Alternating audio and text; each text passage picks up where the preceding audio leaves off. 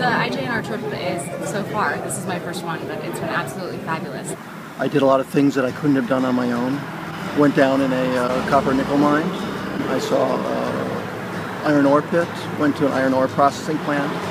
The first thing I noticed was the networking experience. Meeting journalists both older than me that had been doing this for years and younger than me that are in my same situation. The opportunity to talk to so many different people in one go, in one insanely busy, crammed week, is unlike anything I've ever experienced before. Well, IJNR is it's a great experience. You get put out in the field in a plethora of different locations. They secure all the access. We can get into places and have them talk to us in ways that I could probably never get. Another thing I liked was having a group of journalists in the same room interviewing the same couple of people. You get to hear all these different questions, some of which I would have asked, but many of which I wouldn't have thought of. And the reason I loved IJNR was because there were so many smart people and they were asking really great questions. And it was like being at Smart Kid Camp.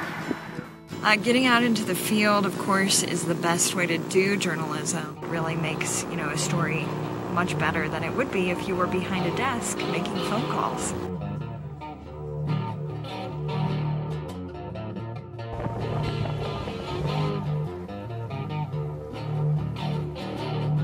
The model of IJNR is to pull journalists out of the office and take them to the natural landscapes and watersheds where the action is.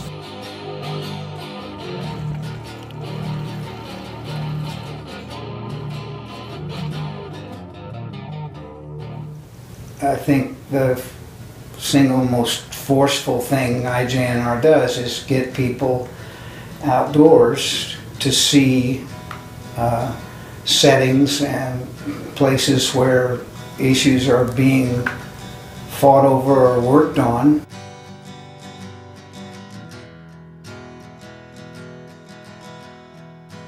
You need to get out and understand a little bit about the land you're writing about, and also meet people with numerous different perspectives about those issues, talking about the trade-offs of economic enterprise, environmental protection, resource use.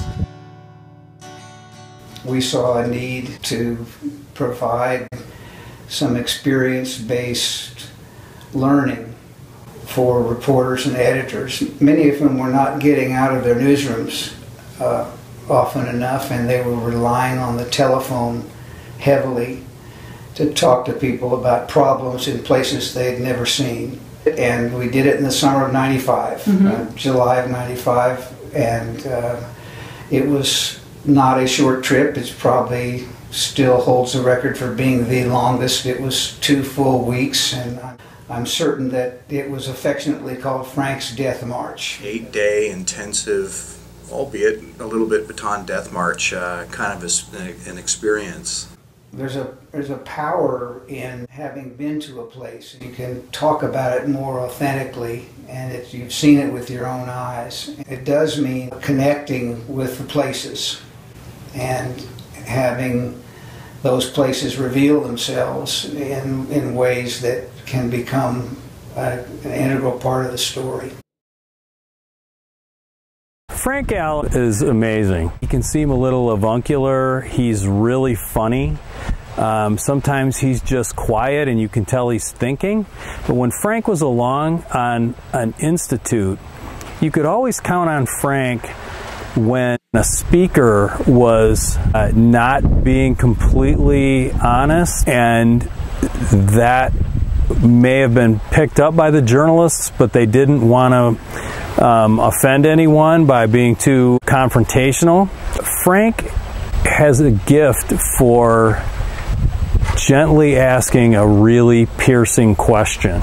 That's just the superstar reporter that lives inside of Frank.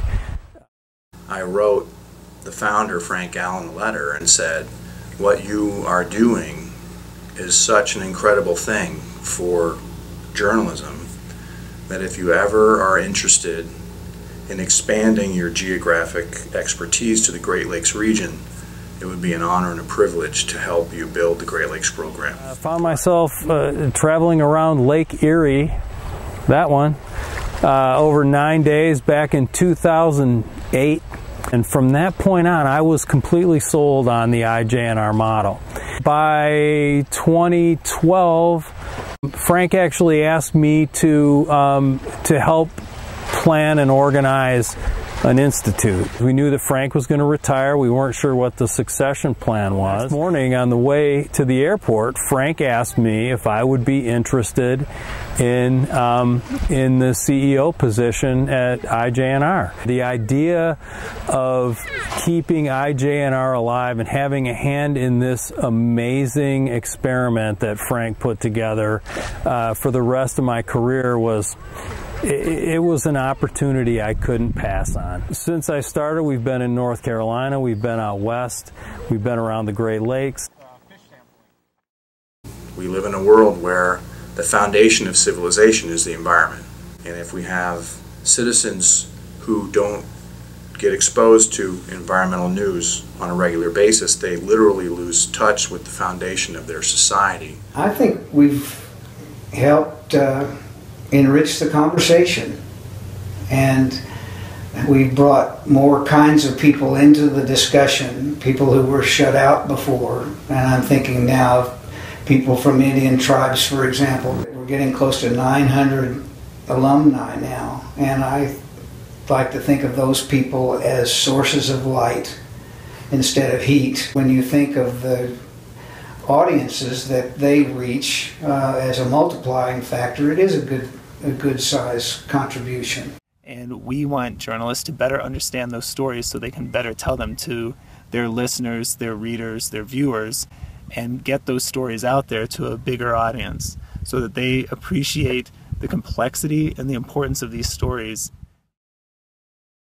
I like to see IJNR always keep a hands-on, experience-based component to the work, because I think that's what sets IJNR apart. And IJNR lives and breathes that philosophy, that balanced, in-depth journalism can change society by educating the voters and the politicians who are elected to office, the resource managers, the environmental advocates, the natural resource industries, everybody, so that the knowledge base is higher and the truth floats to the top, and the best decisions tend to be made for the betterment of society. When a journalist tells a story, it has a magnification effect. And a good journalist who understands the story can send hundreds of thousands of people out into the world with a similar understanding of the story. And so our job is to make sure those journalists have all the tools they need to do that job, to serve as a megaphone for these important issues.